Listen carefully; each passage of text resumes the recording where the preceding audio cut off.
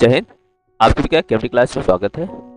दोस्तों, गृह विज्ञान शिक्षण के अंतर्गत पाठ्य योजना किस प्रकार से तैयार किया जाता है, इसका हमने वीडियो के माध्यम से डिटेल्स में बता दिया है। वहां आप प्लेलिस्ट में जाकर वहां से आप देख सकते हैं।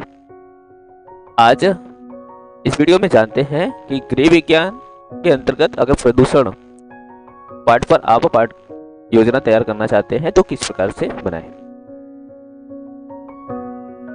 आइए जानते हैं कि गृह विज्ञान के अंतर्गत प्रदूषण पाठ्यक्रम किस प्रकार से करिकुलम के अंतर्गत, यानी गृह विज्ञान जो पाठ्यक्रम है उस पाठ्यक्रम के अंतर्गत जो आप टॉपिक प्रदूषण ले रहे हैं, प्रदूषण प्रकरण पर किस प्रकार से पाठ्य योजना तैयार करें। प्रक्रिया वही है। विद्यालय का नाम, अध्यापक अध्यापिका का नाम यहाँ लिख देंगे, दिनांक, कक्षा, विषय, उपविषय, कालांश, अवधि, और यहाँ पे हमने टॉपिक लिख दिया प्रदूषण। सामान्य उद्देश्य भी आप उसी प्रकार लिख सकते हैं कि छात्राओं में गृह विज्ञान विषय के प्रति रुचि उत्पन्न करना, छात्राओं में गृह विज्ञान का दैनिक जीवन में उपयोग के महत्व को बताना, छात्राओं की बौद्धिक एवं मानसिक क्षमता में वृद्धि करना, छात्राओं की रचनात्मक एवं क्रियात्मक योग्यता का विकास करना, छात्रों को बल अध्ययन प्रयोग करने की क्षमता का विकसित करना।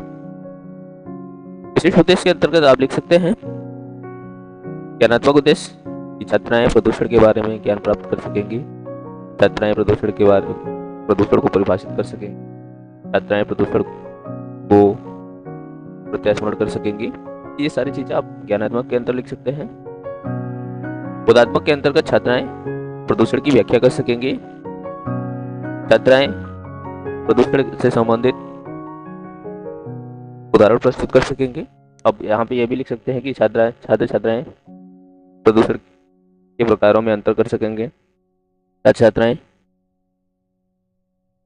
उसका प्रदूषण का वर्गीकरण कर सकेंगे। ये सारी चीजें लिख सकते हैं। क्रियात्मक उद्देश्य के अंतर्गत या प्रयोगात्मक उद्देश्य के अंतर्गत छात्राएं प्रदूषण के रोकने के उपायों को कर सकेंगे, छात्र प्रदूषण के रोकथाम के लिए कोई निष्कर्ष निकाल सकेंगे, इससे संबंधित क्या निर्णय लेना है उसका निर्णय ले सकेंगे, मूल्यांकन कर सकेंगे इत्यादि आप लिख सकते हैं।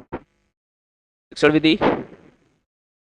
विधि में प्रश्नोत्तर विधि, व्याख्या विधि, प्रदर्शन विधि, आगमन निगमन विधि और अन्य विधि भी आप लिख सकते हैं। शिक्षण सहायक सामग्री के रूप में चाक, डस्टर, संकेतक, चित्र, मॉडल इत्यादि। पूर्व ज्ञान, छात्र प्रदूषण के बारे में सामान्य जानकारी रखते हैं। अब प्रस्तावना प्रश्न इस तरह से तैयार करते हैं। आप यहाँ पे इस तरह से पूछ सकते हैं, लिख सकते हैं कुछ सड़क परिवहन के नाम बताइए। तो यहाँ आप उसका उत्तर संभावित आपके लिए ये मिलेगा कि साइकिल, मोटरसाइकिल, बस, ट्रेन, कार, बस, ट्रक, कार इत्यादि ये सारी चीजें मिलेंगे। इन सभी गाड़ियों से कौन सा गैस निकलता है या कौन सा धुआं निकलता है? तो कार्बन मोनोऑक्साइड निकलता है। तो कार्बन मोनोऑक्साइड गैस जो है वायुमंडल को कैसा हो जाता है? तो वायुमंडल क्या हो जाता है? प्रदूषित हो जाता है। तो आप यहाँ पे कह सकते हैं प्रदूषण से आप क्या समझते हैं? तो छात्र यहाँ पे मोनो क्या या अस्पष्ट उत्तर दिया, तो उद्देश्य कथन के रूप में कहेंगे कि छात्रों आज हम सभी प्रदूषण के बारे में विस्तृत अध्ययन करेंगे। यहाँ तक क्लियर है? फिर उसके बाद आप यही पॉइंट बनाएंगे।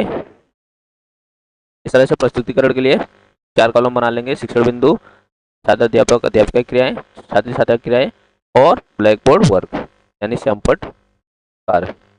तो आप यहाँ पे ब्लैक बोर्ड वर्क समझ लीजिए, यहाँ पे है श्यामपट्ट कार्य।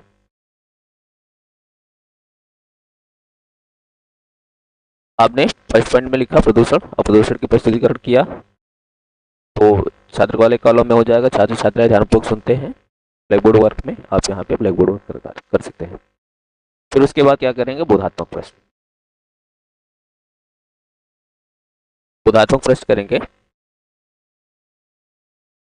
उसका उत्तर लिख लेंगे। बोधात्मक प्रश्न इसलिए होता है क्योंकि आप कितना पढ़ाए हैं, कितना समझाए हैं, हम बच्चों को कितना बोध उसका उत्तर लिख लेंगे। फिर विकासात्मक प्रश्नों के सहारा से अब अगले शिक्षण बिंदु में जाएंगे, जो चीजें आपको आगे बतानी है। यानी प्रदूषण के प्रकार बताने हैं तो कुछ प्रश्न की सहायता से, जैसे प्रदूषण के प्रकार बताइए, तो यहाँ पे बच्चा और स्पष्ट उत्तर देता है या मौन हो जाता है, नहीं बता पाता है, तो आप दूसरा शिक्षण बिंदु यहाँ पे लिखे प्रदूषण के प्रकार। अब यहाँ पे स्पष्टीकरण देंगे, प्रकार के बारे में स्पष्टीकरण करेंगे। छात्र कॉलम में हो जाएगा, ध्यानपूर्वक सुनते हैं, समझते हैं, लिखते हैं। फिर ब्लैक बोर्ड वर्क में आप यहाँ पे ब्लैक बोर्ड वर्क करेंगे। फिर क्या करेंगे, बोधात्मक प्रश्न फिर से करेंगे। कौन सा प्रश्न, बोधात्मक प्रश्न करेंगे, उसका उत्तर लिख लेंगे, क्योंकि आप प्रदूषण के प्रकार के बारे में जितना आप बताए उसी संबंधित प्रश्न करेंगे, तो यहाँ पे उसका उत्तर लिख लेंगे। फिर विकासात्मक प्रश्न करेंगे अगले शिक्षण बिंदु पे जाने के लिए। आगे आपको पढ़ाना क्या है, प्रदूषण के रोकने के उपाय, तो इससे संबंधित यहाँ पे प्रदूषण को कैसे रोक सकते हैं, तो यहाँ पे बच्चा मौन हो जाएगा, तो आप फिर वही कॉलम बना लेंगे।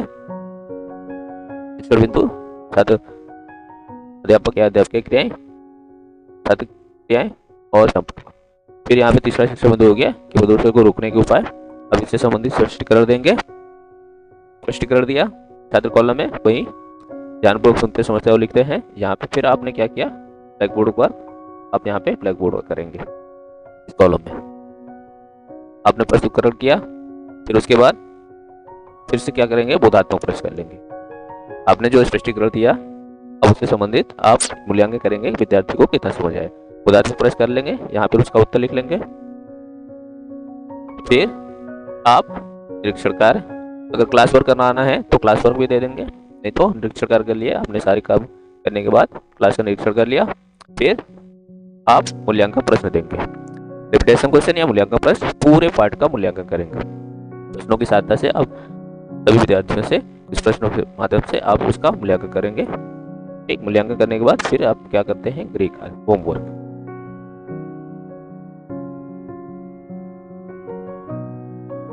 एक होमवर्क देंगे।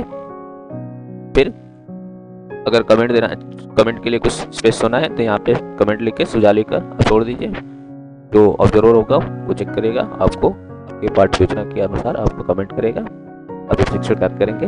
फिर यहाँ पे छात्र अध्यापक क्रियाएं, फिर यहाँ पे पर्यवेक्षक हस्ताक्षर या छात्र अध्यापक का हस्ताक्षर, यहाँ पे आप अपना हस्ताक्षर कर देंगे, यहाँ पर्यवेक्षक के लिए छोड़ देंगे। ठीक है, तो इस प्रकार से आप प्रदूषण पाठ पर पाठ्य योजना तैयार कर सकते हैं। धन्यवाद।